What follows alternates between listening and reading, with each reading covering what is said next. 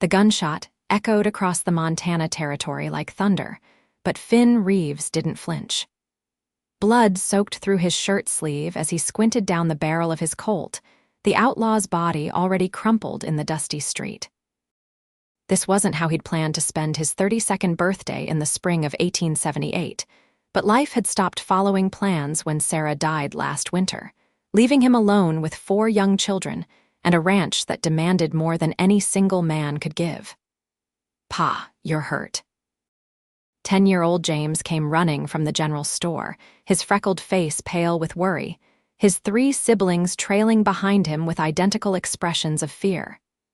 "It's just a graze," Finn said, holstering his weapon with a grimace.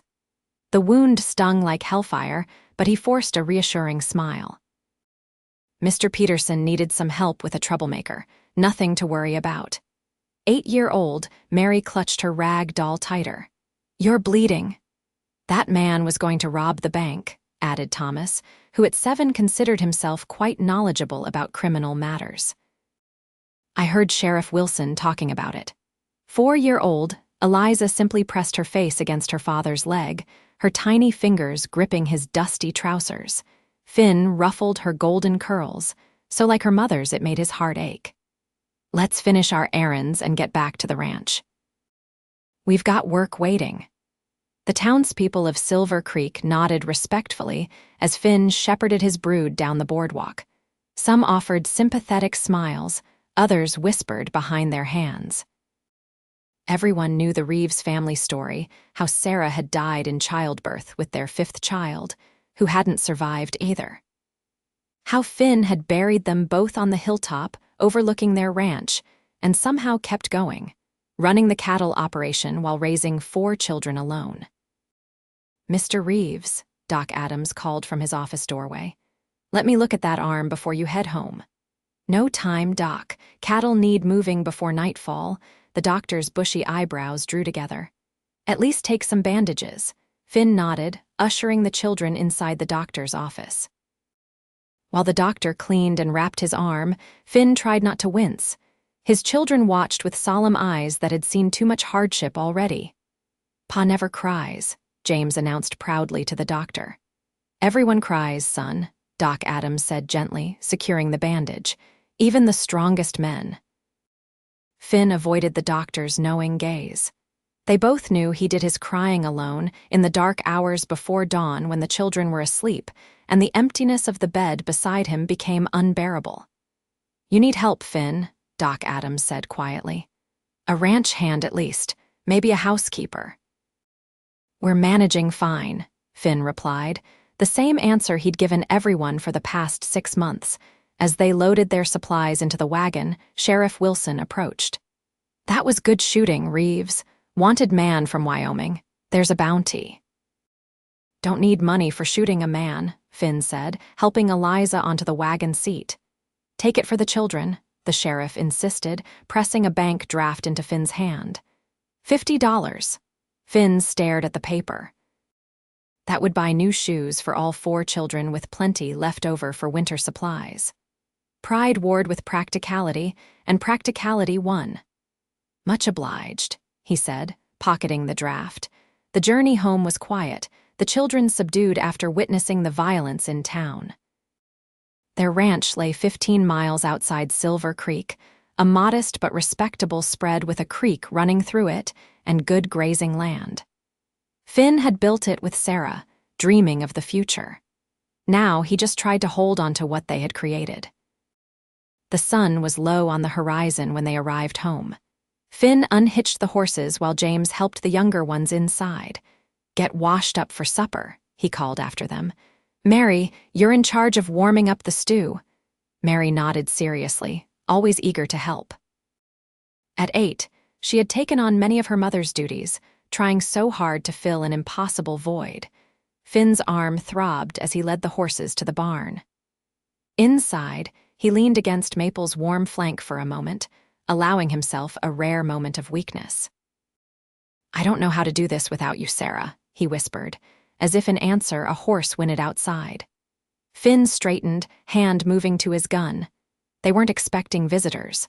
A woman's voice called out, "Hello, anyone home?" Finn stepped out of the barn, squinting in the fading light. A wagon had pulled up in the yard, a slender figure climbing down from the seat.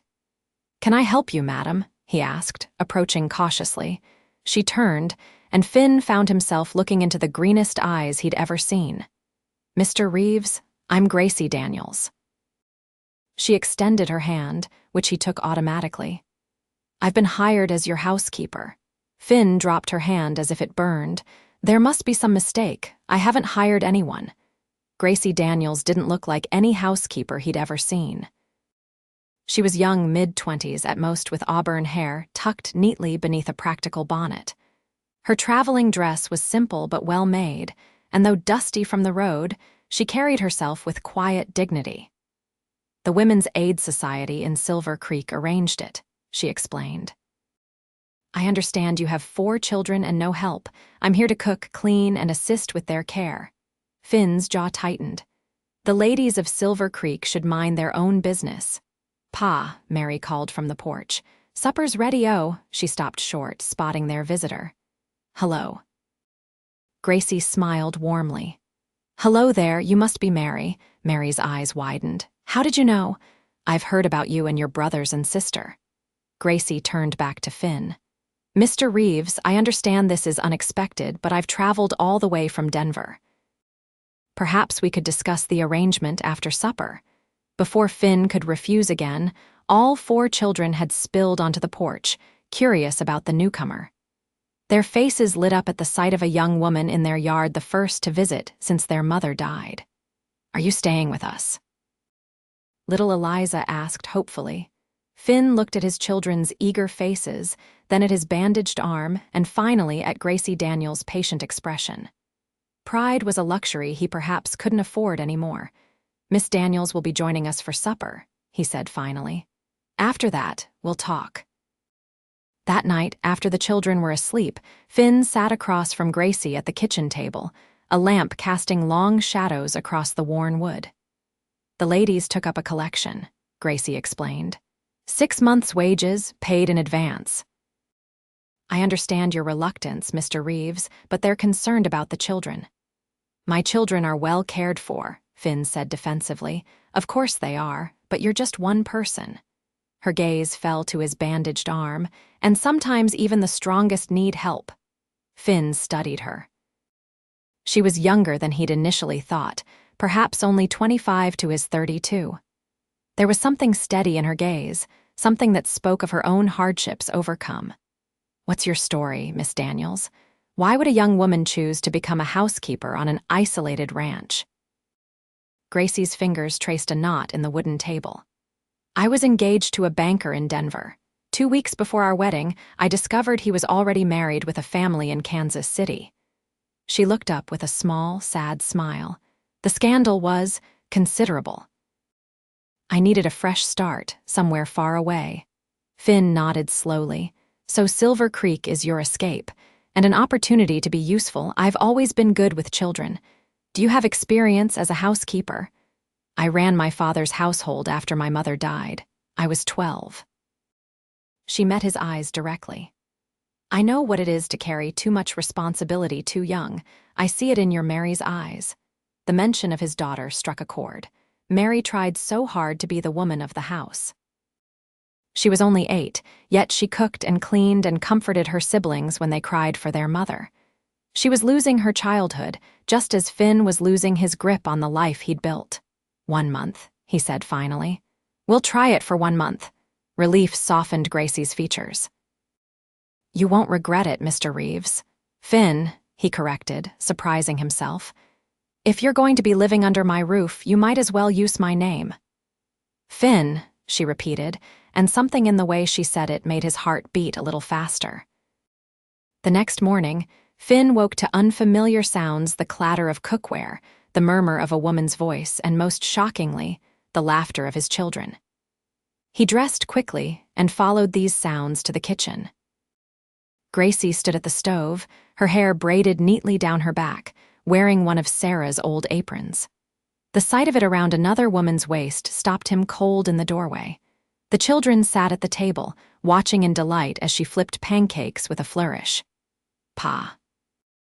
Thomas spotted him first. Miss Gracie makes pancakes shaped like animals. Eliza held up her plate proudly. Mine's a bunny, Gracie turned, spatula in hand. Good morning. I hope you don't mind I found flour and preserves in the pantry. I don't remember the last time we had pancakes, Finn admitted, taking his place at the head of the table. Mama made them on Sundays, Mary said quietly. A heavy silence fell. Finn saw Gracie's shoulders tense slightly, but she recovered quickly. My mother had a special Sunday tradition too, she said, placing a pancake shaped roughly like a horse on James's plate. She would read to us after supper. Perhaps we could start something similar. The children looked to Finn, who nodded slowly. That sounds nice. After breakfast, Finn took Gracie on a tour of the ranch. The main house was modest but solid 4 bedrooms, a kitchen, parlor, and the small room off the kitchen where Gracie would sleep. The barn housed 4 horses, including his prized stallion Thunder, plus the milk cow and a few chickens. Beyond stretched the pastures where his small herd of cattle grazed. It's beautiful, Gracie said, shading her eyes against the morning sun. You've built something special here. Sarah and I built it together, Finn corrected. She had the vision, I just provided the labor. You must miss her terribly. Finn stared at the distant mountains. Every day, Gracie didn't offer empty platitudes, which he appreciated. Instead, she asked practical questions about the running of the household, where things were stored, what routines the children followed, how he liked his shirts pressed. I've got to move the herd to the north pasture today, Finn said as they walked back to the house. I'll be gone most of the day. We'll be fine, Gracie assured him. Perhaps the children can show me their favorite places on the ranch. Finn hesitated. There's one place they might want to show you, the hill beyond the apple trees. Sarah's buried there. He swallowed hard. They visit her sometimes. Gracie's expression softened. Thank you for telling me. As Finn rode out with Thunder, he glanced back to see Gracie on the porch with the children, waving goodbye. It felt strange leaving them with this woman he barely knew, yet somehow right. For the first time in months, he could focus solely on his work, knowing his children were being cared for. The days settled into a new rhythm. Finn would wake to the smell of coffee and breakfast, work the ranch during the day, and return to a clean house and hot dinner. The children thrived under Gracie's gentle attention. Even James, who had been the most resistant to a replacement for their mother, gradually warmed to her when she showed interest in his drawings and helped him improve his reading. One evening, about 2 weeks after Gracie's arrival, Finn returned from a long day of fence mending to find the house unusually quiet. Following the sound of soft singing, he discovered Gracie in the parlor, rocking Eliza to sleep while the other children sat around her feet, listening as she told a story about a brave pioneer girl. He leaned against the doorframe, unnoticed, watching this tableau of domestic tranquility. Gracie's voice was melodious, her expressions animated as she described the girl's adventures. The children were captivated, their faces alight with wonder. Mary leaned against Gracie's knee. Thomas and James sprawled on the rug, all of them momentarily free from the shadow of grief that had darkened their lives. Something loosened in Finn's chest. A tightness he hadn't even realized was there. For the first time since Sarah died, the house felt like a home again. Gracie looked up, catching his gaze. Their eyes held for a long moment before she smiled, continuing her story without missing a beat. Finn slipped away to wash up, unsettled by the warmth that smile had kindled inside him. That night, after the children were asleep, Finn found Gracie darning socks by lamplight in the kitchen. "You're good with them," he said, pouring himself a cup of coffee. "Better than I expected." Gracie looked up from her work. "Children are resilient, but they need consistency and love. You've given them that under impossible circumstances." "I've tried," Finn said, the weight of the past 6 months heavy in his voice. "Some days I'm not sure it's enough." "It is," Gracie assured him. They adore you. James wants to be just like his pa. Mary treasures every word of praise you give her. Thomas watches how you handle problems and tries to copy you. And Eliza. She smiled softly. That little girl thinks you hang the moon and stars. Finn sat across from her, warming his hands around the coffee cup. They've been different since you arrived. Happier. Children need a mother's touch, Gracie said, then quickly added, not that I'm trying to replace Sarah. I would never presume. I know, Finn interrupted. But you've brought something back to this house that I couldn't provide alone. They sat in comfortable silence for a while, the only sounds the ticking of the clock and the soft scratch of Gracie's needle through wool. Tell me about her, Gracie said finally. About Sarah. No one had asked Finn to talk about Sarah since the funeral. People avoided the subject, afraid to cause him pain. But Gracie looked at him with genuine interest, not pity, so he talked. He told her how he'd met Sarah at a harvest dance, how she'd refused to dance with him 3 times before finally agreeing. How they'd built the ranch together, planting every tree around the house with their own hands. How she sang while she worked, and how even in the hardest times, she never lost her faith that tomorrow would be better. She sounds remarkable, Gracie said when he finally fell silent. She was. Finn looked into the depths of his coffee cup. I never thought I'd have to do this without her.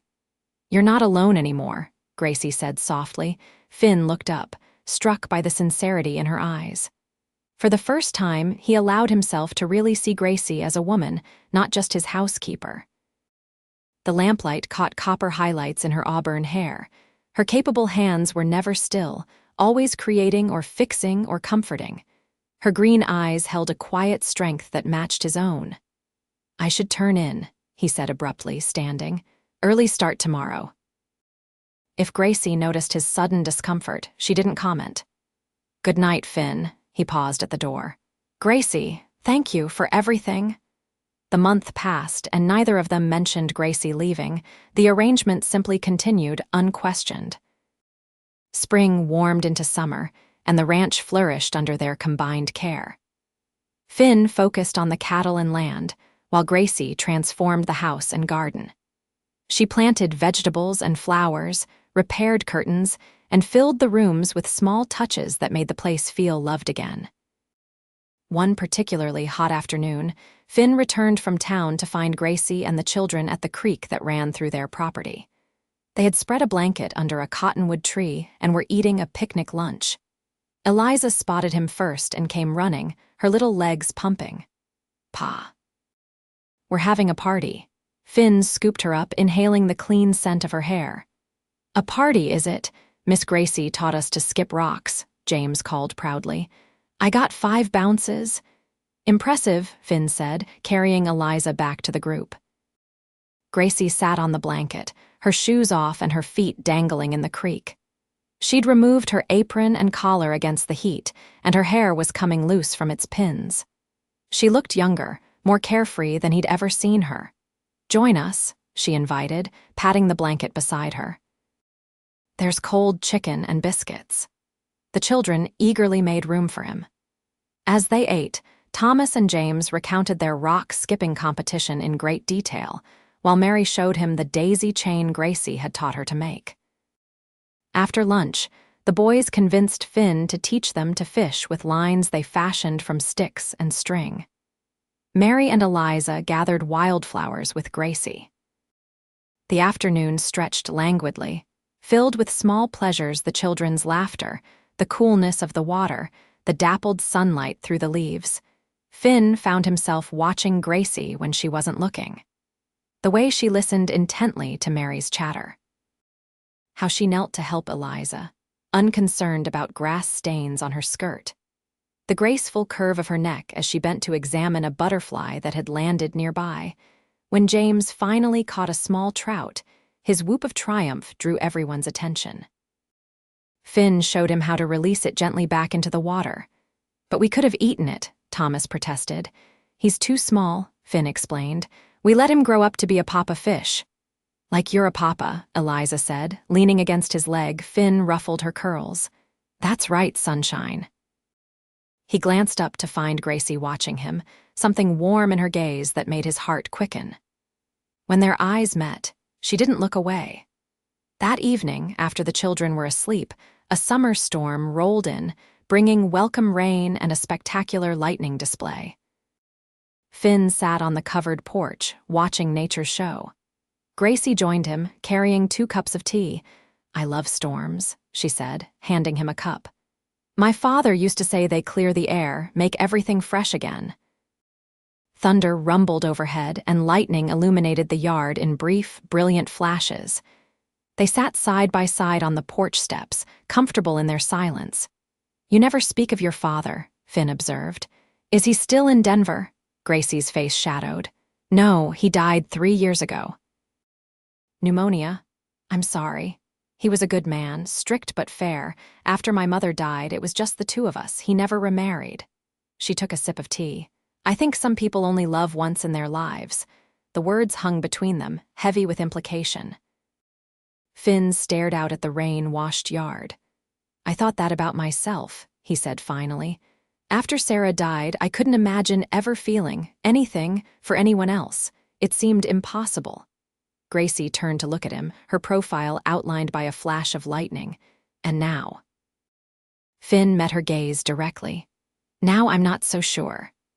The air between them charged with something more powerful than the storm. Gracie's breath caught, and Finn found himself leaning toward her, drawn by a force as natural and unstoppable as the rain falling around them. The moment was broken by a frightened cry from inside the house. Eliza, scared by the thunder, Gracie stood immediately. "I'll go to her." "No," Finn said, rising too. "Let me." He found Eliza huddled under her blankets, tears streaming down her face. He gathered her into his arms, rocking her gently as the storm raged outside.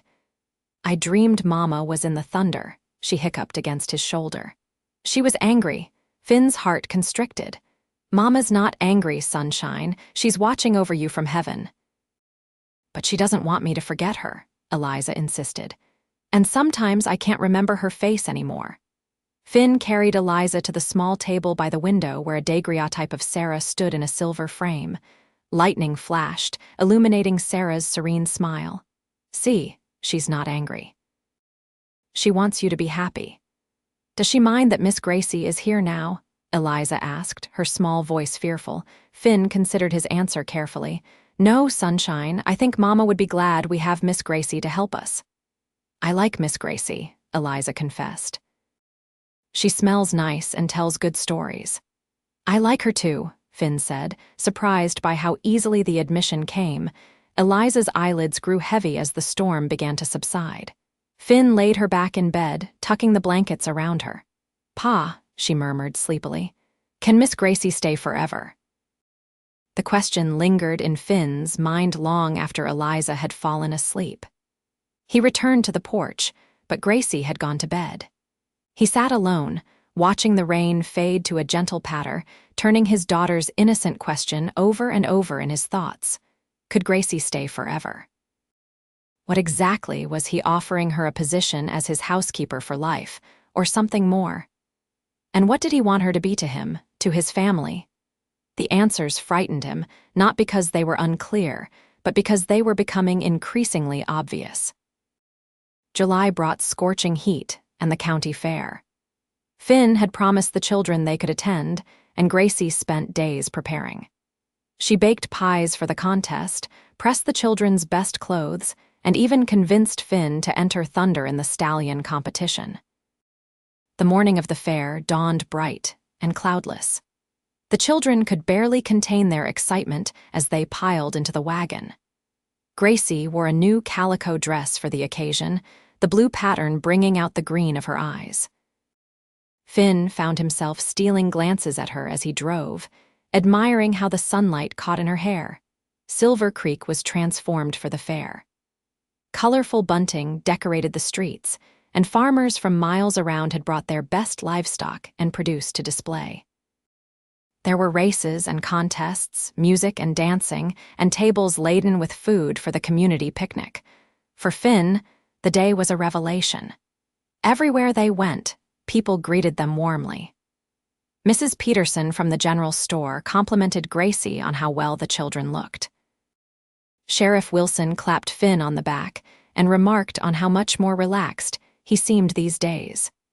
Even Doc Adams, who had worried about Finn for months, nodded approvingly when he saw them all together. "You look like a family again," the doctor said quietly to Finn as they watched Gracie help Mary enter her sampler in the needlework display. Thunder won first prize in the stallion competition, bringing James and Thomas nearly to tears with pride. Gracie's apple pie took second place, which the children declared a robbery since it was clearly the best. The ribbon was proudly pinned to Eliza's dress for safekeeping. As evening approached, a dance was organized in the town square. Lanterns were strung between trees, casting a warm glow over the gathering. A small band of local musicians tuned their instruments while people spread blankets for the children, who would eventually fall asleep during the festivities. Mary tugged at Finn's sleeve. "Pa, will you dance with Miss Gracie? Mama would want you to dance." Finn looked across the square where Gracie stood chatting with some of the town ladies, her face animated in the lantern light. "Maybe later," he hedged. But when the music started, it was Gracie who approached him, her eyes bright with the festive atmosphere.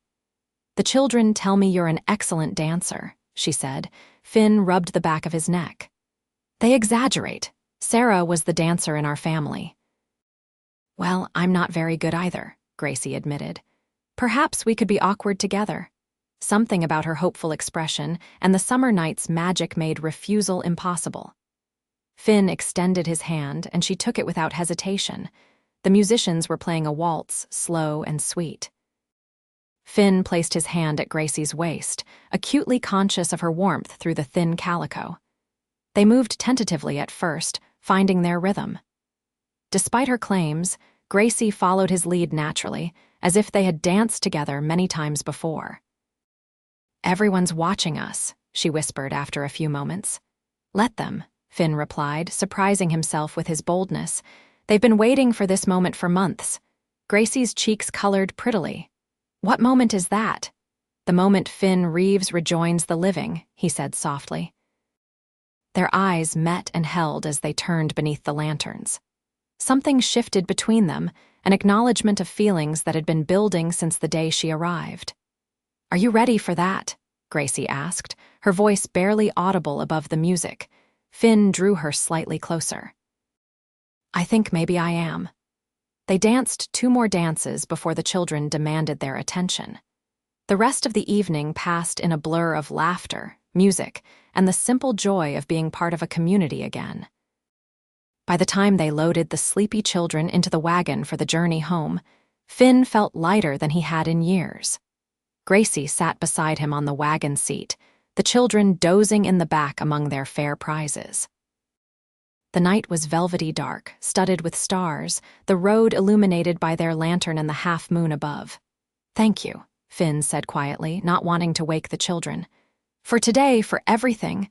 Gracie's hand found his in the darkness. "You don't need to thank me." "Yes, I do." He tightened his fingers around hers. "You came into our lives when we were broken, Gracie. You helped put us back together." "You weren't broken," she corrected gently. "Just hurting. The strength was always there." They rode in companionable silence for a while, hands still joined between them. "The children adore you," Finn said eventually, "and I adore them." Her voice was soft but certain. "I never expected to find a family here, but somehow I have." The word family hung in the air between them. Finn struggled to find the right words for what he wanted to say. "Gracie, I don't want to presume, but I've been thinking." He paused, gathering his courage. "Your arrangement with the Women's Aid Society, it was for 6 months." "Yes," she confirmed, "which means I have 3 months remaining. Would you consider staying longer?" "Not as a housekeeper, but as—" He faltered, suddenly unsure. "As what, Finn?" she prompted gently. Before he could answer, the wagon hit a deep rut, jolting them hard.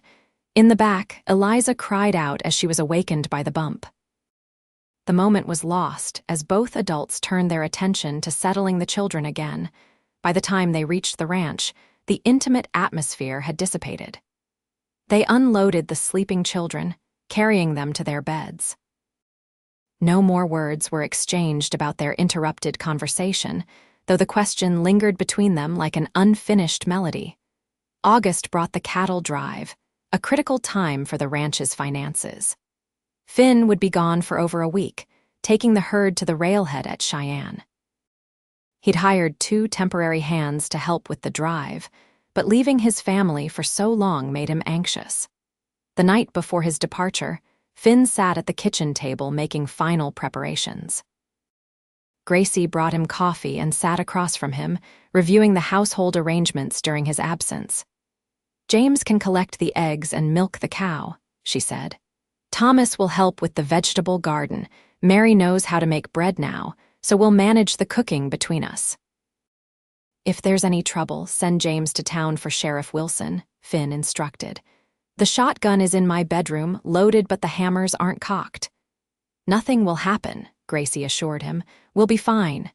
Finn ran a hand through his hair. "I've never left them before, not since Sarah died.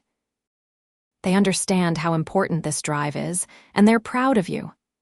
She reached across the table to touch his hand. "We'll be right here when you get back." Her touch steadied him, as it always did.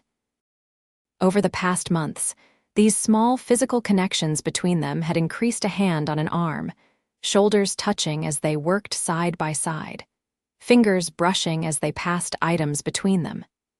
Each contact sent warmth spreading through him, a reminder that he was alive and capable of feeling. "There's something I want to discuss before I leave," Finn said, turning his hand to capture hers. "About your future here." Gracie's eyes widened slightly. "Oh, I've been thinking about building an addition to the house, another bedroom, a larger kitchen." He looked directly into her eyes. "Changes that would make sense if you were planning to stay." "As the housekeeper?" she asked carefully. "No." Finn took a deep breath. "As my wife." The word hung in the air between them. Gracie's fingers tightened around his. "Finn," she whispered, "are you certain?" "I know it's soon," he said quickly. "I know Sarah's only been gone 8 months. I know people might talk, but I also know that I care for you, Gracie, deeply, and the children love you." "I care for you too," she admitted, her cheeks flushing. "More than I should, given my position." "Then say you'll consider it. I'm not asking for an immediate answer. Take the time while I'm gone to think about it." "What about Sarah?" Gracie asked softly. "I would never want to replace her memory." "No one could," Finn said honestly. "Sarah will always be the mother of my children, the woman who helped me build this ranch. But she's gone, and we're still here." He squeezed Gracie's hand. "She would have liked you, you know. She would have approved." Tears glistened in Gracie's eyes. "I'll think about it while you're gone." "I promise." Finn lifted her hand to his lips, pressing a gentle kiss to her knuckles. It was the most intimate gesture they had shared, and its significance wasn't lost on either of them. The next morning, Finn left at dawn. The children lined up on the porch to wave goodbye, Gracie standing behind them with Eliza in her arms. As he rode away with the hands and cattle, Finn looked back one last time, committing the image to memory his family, waiting for his return. The cattle drive was grueling work, dusty and exhausting. At night, when the herd was settled and the men sat around the campfire, Finn found his thoughts constantly returning to the ranch, to his children, to Gracie, to the question he'd left hanging between them. On the 4th night, one of the hired hands, a weathered cowboy named Pete, caught him staring into the fire.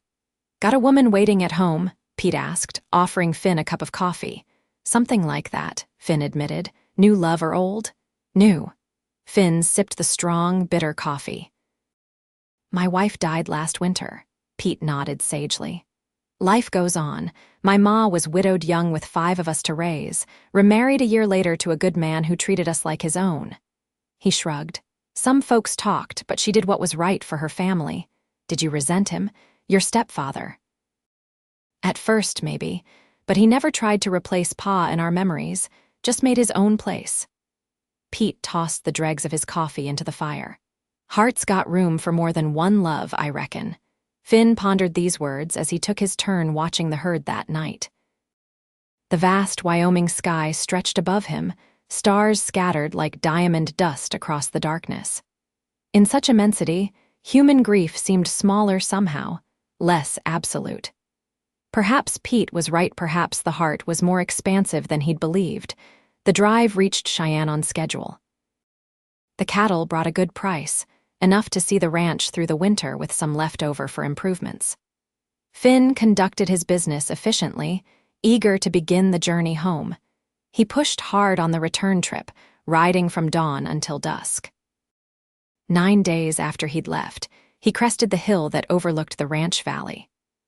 The sight of home, the house with smoke curling from the chimney, the barn and corrals, the garden now lush with summer vegetables, filled him with longing so intense it was almost pain. As he approached, he could see activity in the yard. The children were helping Gracie hang laundry on the line, their laughter carrying on the breeze. They hadn't spotted him yet, and for a moment, he simply watched them, this family that had somehow reformed from the broken pieces of his grief. Then James looked up, shaded his eyes against the sun, and let out a whoop. Paws back. All 4 children came running, Eliza toddling behind the older ones. Finn dismounted just in time to catch James, who launched himself forward, followed quickly by Thomas, Mary, and finally little Eliza. "You were gone forever," Thomas complained, hugging Finn's waist. "Did you bring us anything?" James asked eagerly. "James," Mary scolded. "That's rude." Finn laughed, ruffling James's hair. "As a matter of fact, I did, but first let me say hello to Miss Gracie." She stood a few paces away, watching the reunion with a soft smile. The 9 days apart had only enhanced her beauty in Finn's eyes.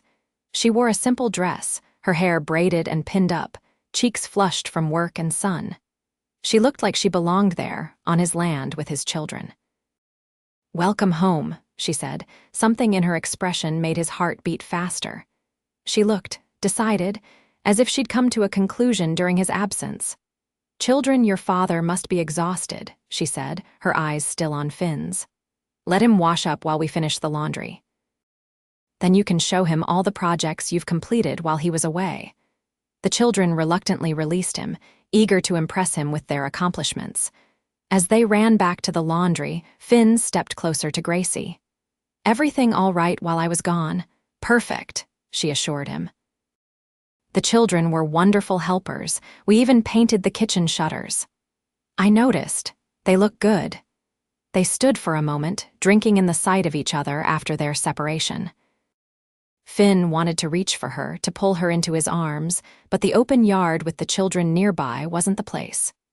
"We'll talk later," he asked quietly. "After the children are in bed," she agreed, a promise in her eyes. That evening was one of the happiest Finn could remember. He distributed the gifts he'd brought from Cheyenne: a small pocket knife for James, a wooden whistle for Thomas, a porcelain doll for Mary, and a stuffed calico cat for Eliza. For Gracie, he had chosen a delicate silver brooch set with a small pearl. "It's beautiful," she breathed when he presented it to her after dinner. "You shouldn't have. I wanted to," he said simply. The children insisted on showing him everything they'd done in his absence. James proudly displayed the woodpile he'd stacked. Thomas had helped Gracie plant late beans that were already sprouting. Mary had made her first pie crust all by herself. Even Eliza had contributed, picking strawberries from the garden patch without squishing them. "And we visited Mama every day," Mary told him solemnly. "We brought her fresh flowers and told her about our day, just like you do." Finn swallowed the lump in his throat. "That was very thoughtful." "Miss Gracie came too," Thomas added. "She talked to Mama like they were friends." Finn glanced at Gracie, who looked momentarily worried, as if she'd overstepped. But the thought of her visiting Sarah's grave, including her in their family life rather than trying to erase her memory, only deepened his certainty about his feelings. After the children's bedtime stories and prayers, after the last goodnight kiss and cup of water, after the house settled into nighttime quiet, Finn found Gracie waiting for him on the porch. She had wrapped a shawl around her shoulders against the cooling August night. The pearl brooch gleamed softly against the dark fabric. Finn sat beside her on the porch swing his father had built when James was born. For a moment, they simply rocked gently, listening to the chorus of crickets and the distant howl of a coyote. "Did you think about what I asked?" Finn finally said. Gracie nodded, looking out at the darkened ranch yard. "I did." And she turned to face him, her eyes reflecting the light from the window behind them. "Before I give you my answer, I need to tell you something about myself." Finn's heart constricted with sudden fear. Was there some obstacle he hadn't foreseen? "What is it?" "When I told you about my broken engagement, I didn't tell you everything." Her fingers twisted in her shawl. "After the scandal, when people learned William was already married, there were rumors. Suggestions that I must have known, that perhaps we had been improper." "That's ridiculous," Finn said immediately, "but damaging nonetheless. In Denver society, reputation is everything. My father was ill by then, unable to defend me. When he died, I found myself alone and compromised in society's eyes." She took a deep breath. "The truth is, Finn, I came to Silver Creek not just for a fresh start, but because it was the only place that would have me." Finn covered her restless hands with his own. "Gracie, I don't care what Denver society thinks. I care about who you are, and I've seen that every day for the past 3 months. You're kind, intelligent, and strong. You love my children as if they were your own. Whatever happened in Denver is the past. You believe me, that the rumors weren't true? Of course I believe you." He squeezed her hands gently. "But even if there had been some truth to them, it wouldn't change how I feel." Tears welled in Gracie's eyes. "How can you be so certain? We've known each other such a short time." "I wasn't looking for love when you arrived," Finn admitted. "I was just trying to survive each day, to keep this ranch going, to raise my children as best I could. But you changed everything, Gracie. You brought light back into our home. I've grown to love them so much," she whispered. "All of them, and you, Finn. I never expected to feel this way again, not after William's betrayal. But being here with you and the children, it feels like coming home." Hope bloomed in Finn's chest. "Is that a yes, then?" "It's a yes," Gracie said, a smile breaking through her tears. "Yes, I'll marry you." Finn's hand trembled slightly as he reached up to touch her face, tracing the delicate curve of her cheek. "May I kiss you, Gracie Daniels?" Her answer was to lean forward, closing the distance between them. Their lips met in a kiss that was gentle at first, then deepening as months of restrained feelings found expression. Finn's arms encircled her, drawing her closer. She fit against him perfectly, as if made to be there. When they finally drew apart, both slightly breathless, Finn pressed his forehead to hers. "I love you," he said, the words feeling both momentous and natural. "And I love you," she replied. "You and the children, my family." They stayed on the porch swing for a long time, making plans for their future. They would marry in September, before the winter weather set in. The addition to the house would wait until spring. Gracie would write to her aunt in Denver, her only remaining family, to invite her to the wedding. "What about the children?" Gracie asked. "How will we tell them?" "Tomorrow morning," Finn decided. Together, they finally said goodnight at Gracie's door, sharing one more kiss that held the promise of all their tomorrows. The next morning, they gathered the children in the parlor after breakfast. They sat side by side on the sofa, facing 4 curious faces. "We have something important to tell you," Finn began. "It's about our family and our future." "Are we moving?" James asked worriedly. "No, nothing like that," Finn assured him. "It's good news. Miss Gracie and I have decided to get married." There was a moment of stunned silence. Then Eliza, always direct, asked, "Does that mean you'll be our new mama?" Gracie leaned forward, choosing her words carefully. "I would be your stepmother, yes, but I would never try to replace your mama. She will always be your mama, and you will always love her and remember her." "But you would stay forever?" Mary asked, hope clear in her voice. "Yes," Gracie confirmed. "Forever." Thomas furrowed his brow in concentration. "Would we call you Ma then?" "You can call me whatever makes you comfortable," Gracie said gently. Gracie is fine, or Miss Gracie, or something else if you prefer. James, the oldest and most affected by his mother's death, had remained silent. All eyes turned to him. "James," Finn prompted. "What do you think, son?" James looked at his father, then at Gracie. "Does this mean you'll be happy again, Pa, like before?" The question caught Finn off guard.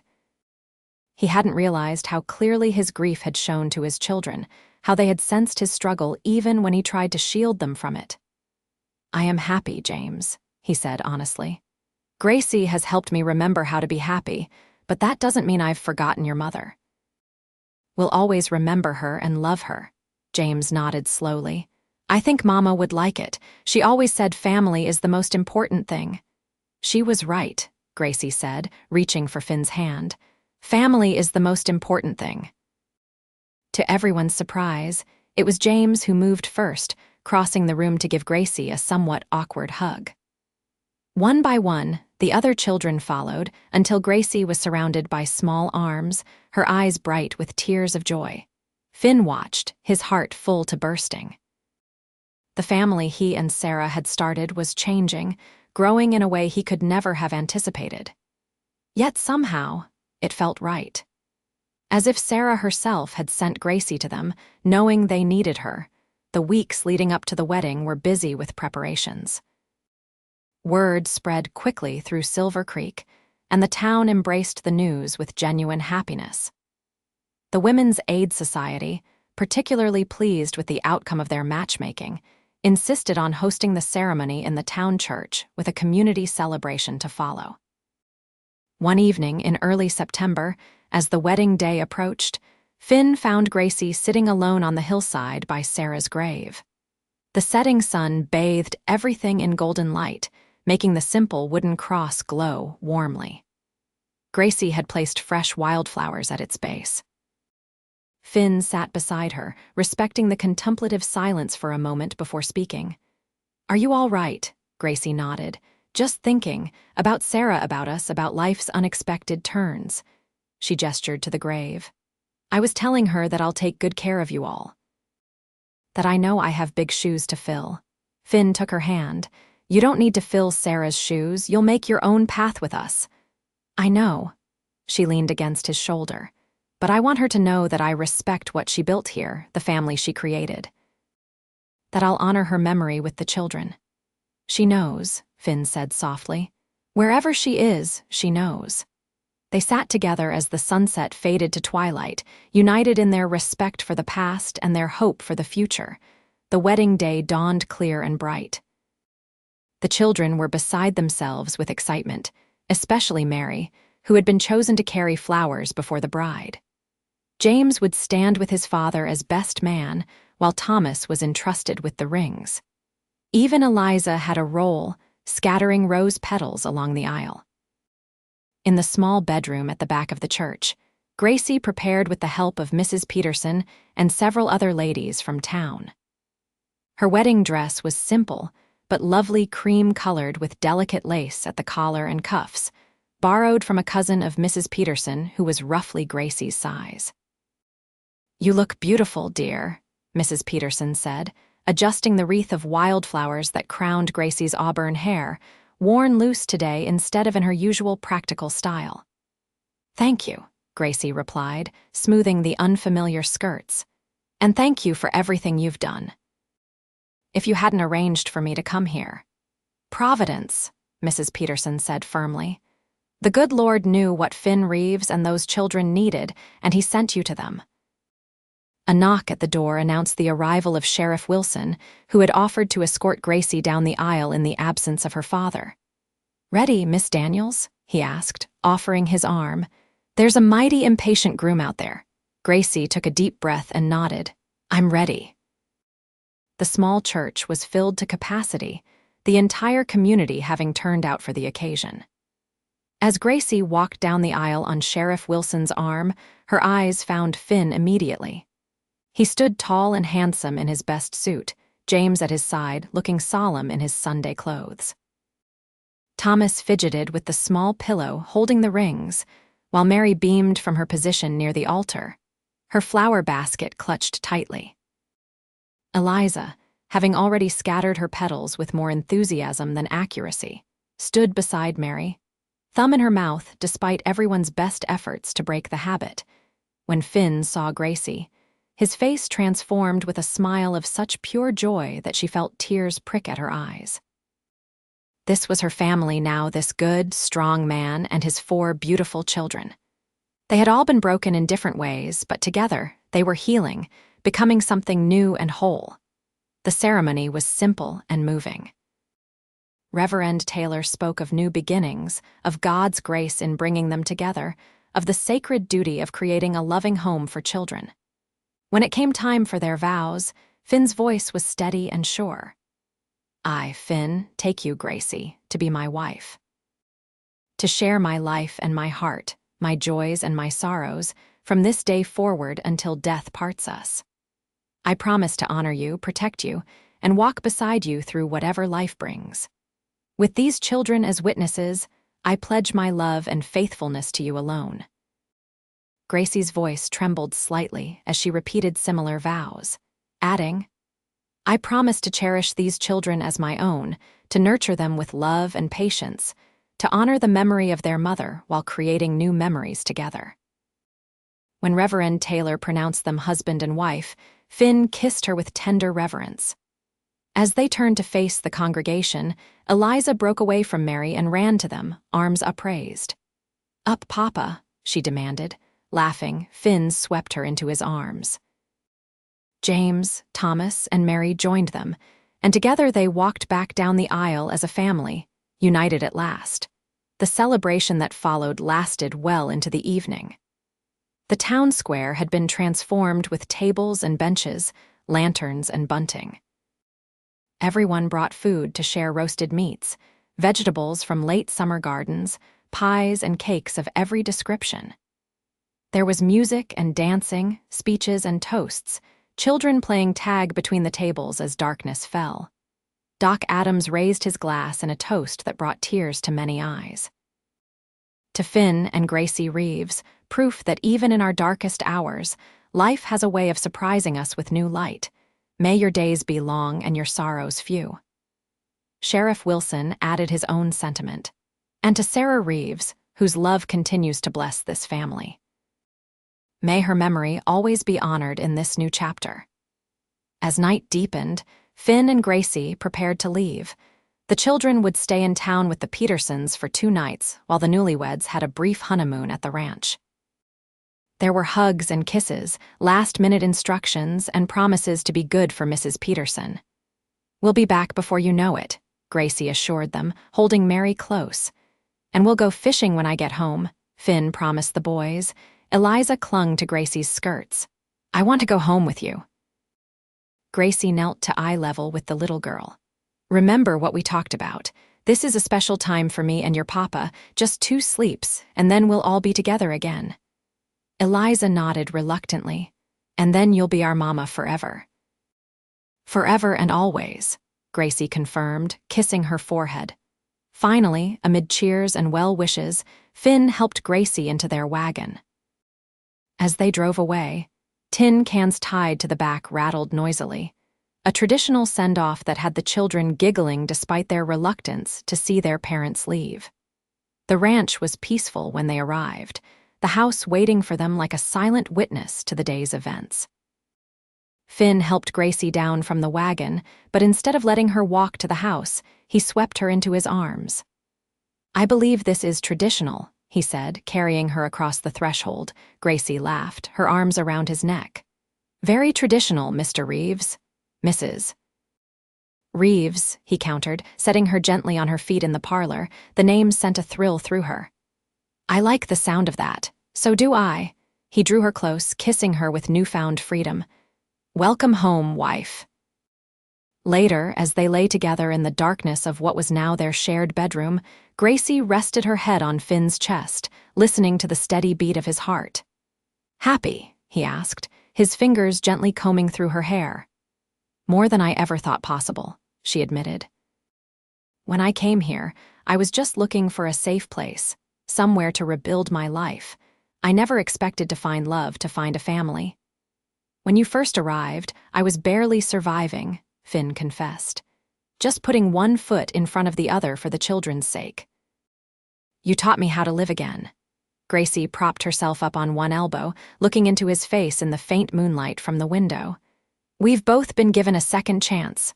And we'll make the most of it, Finn promised, pulling her down for another kiss. The next day, they rode together to inspect the cattle in the north pasture. Gracie had learned to ride soon after arriving at the ranch, but this was the first time they had ridden side by side as husband and wife, partners in every sense. I've been thinking, Finn said as they let the horses drink at the creek, about the addition to the house. What about it? We should make it bigger than I first planned, not just one extra bedroom, but 2 or 3. He glanced at her, a question in his eyes, in case our family grows. Gracie's heart quickened at the implication. I would like that, very much. The children would love a baby brother or sister, Finn continued, encouraged by her response. Especially Mary, she's already such a little mother. She reminds me of myself at that age, Gracie admitted. Always trying to take care of everyone. They rode on, discussing plans for the ranch's future. Finn wanted to expand the herd, perhaps breed horses as well as cattle. Gracie suggested planting an orchard on the south slope where the afternoon sun would warm the trees. We could preserve the fruit for winter, she said enthusiastically. Apple butter, peach preserves, pear honey. Whatever you want, Finn agreed, loving her excitement. This ranch is yours now too. Your ideas are as important as mine. When they returned to the house, they worked together to prepare a special dinner, laughing as they bumped into each other in the kitchen that suddenly seemed too small for 2 people cooking side by side. Maybe the kitchen should be the first thing we expand, Gracie suggested, reaching around Finn for the flour. He caught her around the waist, pulling her against him for a kiss that quickly made them forget about dinner preparations. They were still learning each other, discovering the joy of being together without restraint or uncertainty. Later, as they sat on the porch watching the sunset, Finn took her hand, his expression turning serious. There's something I've been wanting to tell you, he said. Something about Sarah. Gracie squeezed his hand encouragingly. You can tell me anything, Finn. The night she died, I wasn't here. His voice was rough with old guilt.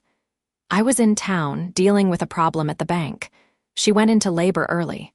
Mary ran to fetch the nearest neighbor, but by the time Mrs. Johnson arrived, Sarah was already bleeding badly. They sent for Doc Adams, but it was too late. Oh, Finn, Gracie whispered, her heart aching for him. I've carried that with me. The thought that if I'd been here, maybe I could have gotten help faster. Maybe she would have lived. You can't know that, Gracie said gently. Childbed fever takes many women, even with the best care. I know that in my head. He tapped his chest. But here I've always wondered, always blamed myself, at least partly. Is that why you push yourself so hard?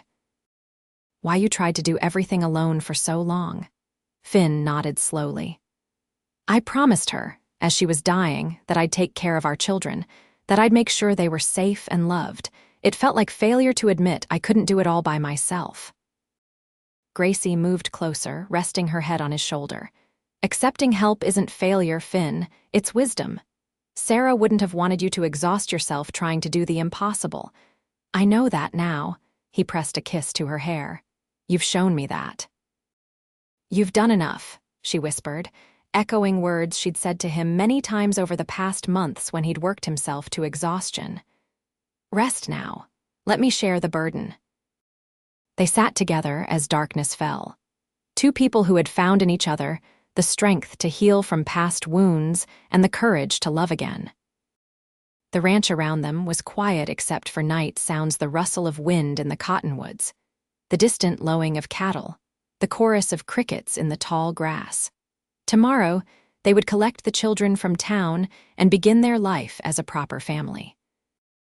There would be challenges ahead, adjustments, as they all learned to live together in this new configuration, practical matters of ranch management, perhaps the blessing of new children to add to their brood. But tonight, in this peaceful moment, the future stretched before them full of promise. Thank you, Finn said softly. For what? For saying yes, for loving my children, for loving me. Gracie turned her face up to his, the last light of day illuminating her smile. That's the easiest thing I've ever done. Their kiss sealed the promise of their shared tomorrow, a future built on mutual respect, deep affection, and the healing power of love that can forge a family from broken pieces. 2 years later, on a bright spring morning, Finn stood on the porch of the expanded ranch house, watching his family in the yard below. James, now 12 and shooting up like a weed, helped Thomas construct a wooden fort by the creek.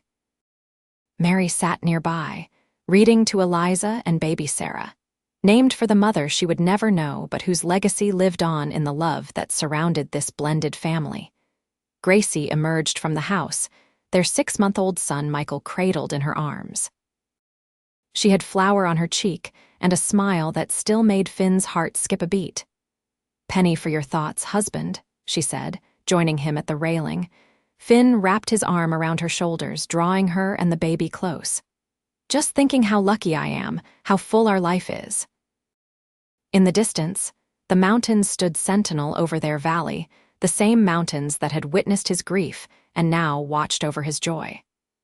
Life had taken unexpected turns, bringing sorrow and then healing in equal measure. But here, with Gracie beside him and their children, all 6 of them playing in the sunshine, Finn Reeves knew one thing with absolute certainty. He was home.